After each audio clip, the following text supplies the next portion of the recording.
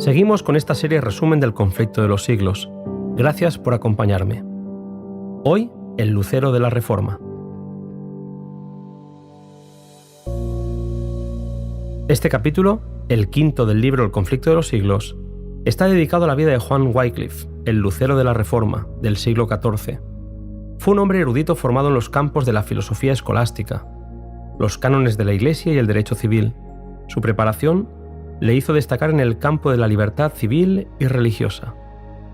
Habiendo experimentado un vacío que ni sus estudios superiores ni las enseñanzas de la Iglesia podían llenar, Wycliffe se consagró a investigar las Escrituras. En ellas encontró lo que antes había buscado en vano, y se entregó al servicio de Cristo y resolvió proclamar las verdades que él había descubierto. Cuanto más claramente discernía los errores del papado, tanto más fervientemente presentaba las enseñanzas de la Biblia. La Iglesia no tardaría en llenarse de ira al ver que las claras verdades del Evangelio presentadas por el Reformador eran acogidas con gozo por las multitudes.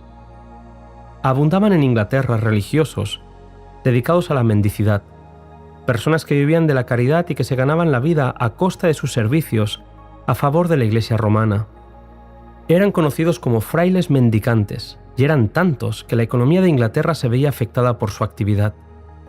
Además de influenciar negativamente en los jóvenes, dando un ejemplo nefasto de cómo ganarse la vida, estos frailes tenían permiso del Papa para oír confesiones y ofrecer absoluciones.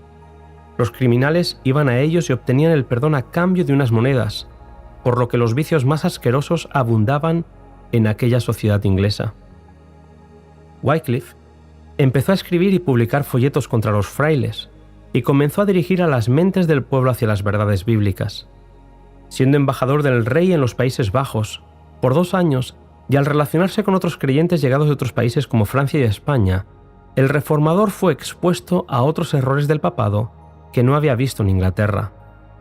Volvió a Inglaterra para reiterar sus anteriores enseñanzas más abiertamente y con mayor celo que nunca, y declarar que la codicia, el orgullo y el engaño eran los verdaderos dioses de Roma. Pronto fueron lanzados contra Wycliffe los rayos y centellas papales. Se le ordenó que se presentara ante un tribunal papal, pero fue acompañado por tanta gente que se tuvo que suspender el juicio. El Papa Gregorio XI quiso la muerte del reformador inglés, pero fue él quien encontró la muerte y a raíz de eso fueron escogidos 2 papas rivales que, pretendiendo infalibilidad, reclamaban obediencia. Esta lucha de poder debilitó al papado y Wycliffe pudo descansar por algún tiempo. En un folleto que publicara, El cisma de los papas, exhortó a la gente a considerar si ambos sacerdotes no decían la verdad al condenarse el uno al otro como anticristos. El profesor de Oxford se propondría la mayor obra de su vida, la traducción de las Escrituras al idioma inglés. Muchos y grandes fueron los obstáculos que tuvo que vencer para llevar a cabo esa obra, pero lo consiguió. Entregó en manos del pueblo una versión de la Biblia que ellos podrían leer. Había iluminado a Inglaterra con una luz que jamás se extinguiría. Una y otra vez Roma quiso acallar la voz de Wycliffe, al que se le llegó a ordenar que viajase a la capital del imperio para ser juzgado por un tribunal papal. Los planes de Dios eran otros para el envejecido reformador, que fue llamado al descanso sin que sus enemigos pudieran hacerle mal alguno. Los papistas habían fracasado en su intento de perjudicar a Wycliffe durante su vida, y su odio no podía aplacarse mientras los restos del reformador siguieran descansando en la paz del sepulcro.